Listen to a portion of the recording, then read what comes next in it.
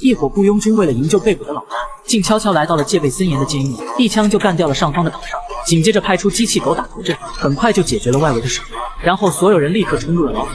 同一时间，他们又引到了提前安装好的炸弹，不仅能够解决一部分里面的守卫，并且还能转移看守的注意力。他们训练有素且装备精良，仅仅眨眼的功夫，监狱里的守卫纷纷被单方面扑杀。转眼他们就突破了所有关卡，顺利找到了关押老大的牢房。虽然这里设置了特殊加密，但也难不倒他们。只见他们利用液弹的低温直接破坏了自己，接着如入无人之境一样闯了进去。